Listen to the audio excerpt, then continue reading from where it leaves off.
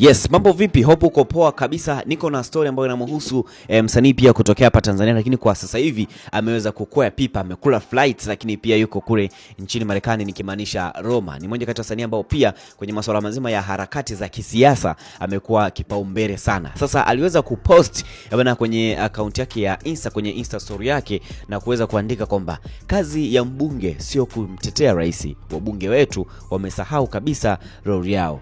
Bunge linampambania na kuweza kumtetea rais kwenye kila kitu, hali ambayo pia haihitaji yenyewe bwana kuweza kuwajibika. Sasa Roma amekuwa kama akileta doubt sana kuhusiana na masuala mazima ya labda viongozi wakubwa au pia naweza kusema wabunge kuweza kwa namna moja nyingine wanakuwa kama wanatetea rais, hasa kama kwenye kwa kuna vitu ambavyo vinakuwa hayaeleweki au kitu kinakuwa hakijaeleweka, kimepinda, basi wabunge wamekuwa kama wakimtetea rais, wakiwa wakivutia kwa upande wa rais kwamba rais yeye hakosei. Sasa kwenye swala zima la siasa bana, Roma pia ni kitambo sana tokea yuko hapa Tanzania, pia akifanya muziki wake. Baadhi ya vibao vingi sana ameweza kuvitoa vilikuwa vinahusisha masuala mazima ya kwake yeye pamoja na siasa kuwa na ukaribu mkubwa. Labda nikurudishe nyuma kidogo. Sasa msanii huyu bwana Roma Mkatoliki pia amekuwa ni mstari wa mbele sana katika kuweza kutoa maoni yake kuhusu masuala ya kijamii, lakini pia na kisiasa kupitia nyimbo na mitandao ya kijamii.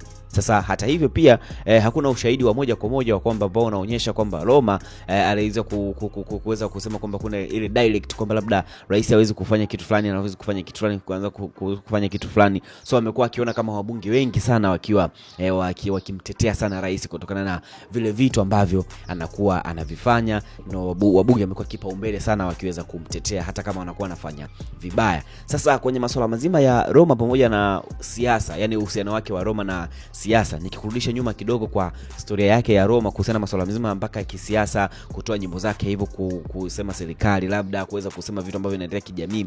Roma pia ameweza kujulikana kwa nyimbo zake zenye ujumbe wa kijamii pamoja na kisiasa. Sasa akielezea matatizo ambayo pia yanakuwa na wakumbwa wananchi wa kawaida katika nyimbo zake ambazo alikuwa anakitoa. Sasa mnamo Aprili, hiyo ni mwezi wa 4 mwaka 2017, aliweza kutekwa na watu ambao pia wasiojulikana wakiwa katika studio yake ya Tongo Records, ambayo pia ni moja kati ya studio ambazo pia Roma mara nyingi au muda mwingi sana alikuwa akifanyia ngoma zake. Sasa tukio ambalo pia lilihusishwa na maudhui yake ya nyimbo ambazo alikuwa akizitoa. Sasa baada ya tukio hilo kuweza kutokea, wabunge waliweza kutoa maoni yao, ambao mbunge wa Nkasi Kaskazini Ali Mohamed Kesi pia alikuwa ni mmoja kati ya wabunge ambao pia waliweza kuongea kuhusiana na sakata hili. Aliweza kueleza kuwa msanii au alieleza kwa wasanii pia wanaomtukana rais wanapaswa kuweza kuchukuliwa hatua kali. Sasa kauli hiyo ilionekana kwamba kumbe ndio maana Roma kapotea, ndio maana Roma katekwa.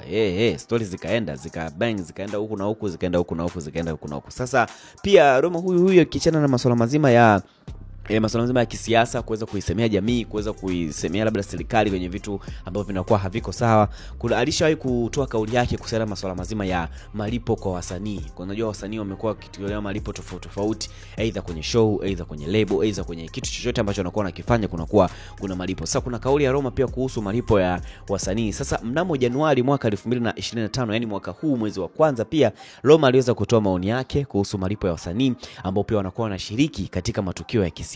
Alieleza kuwa wasanii ni wafanya biashara tu na wanahitaji malipo kwa kazi zao, akisisitiza kuwa ni haki yao kulipwa kwa juhudi ambazo wanakuwa wanaziweka katika kazi zao. Kwa namna moja ama nyingine, watu wengi wamekuwa wakiwa wakihisi kwamba wasanii wengi zaidi wanafanya bana shows hizi za kisiasa za kiserikali katika matamasha wakifanya tu kwa kutaka pesa, lakini sio kuweza kufanya kile kitu. Au unaweza kuona labda msanii labda anafanyia show chama fulani, akakisifia sana, akavaa nguo za hicho chama, lakini kumbe sio msanii ambaye anakishabikia hicho chama, sio msanii ambaye pia anategemea kukipigia kula hicho chama, sio msanii ambaye pia anaweza kufanya chochote kuhusiana na hicho chama ambacho anakuwa anakifanyia shows. So inakuwa tu ni kazi kama kazi zingine, kwa sababu muziki ni biashara, muziki ni pesa, muziki ni njuruku, muziki ni vumba ambazo kila mmoja anatakiwa kuweza kuzipata. Na ndio maana Roma waweza kufunguka sana kuhusiana na wasanii wengi sana wamekuwa wakipewa pesa nyingi kuhusiana na kuweza kufanya hizo show. So sio kila msanii anayefanya show kwenye chama fulani basi hicho ndo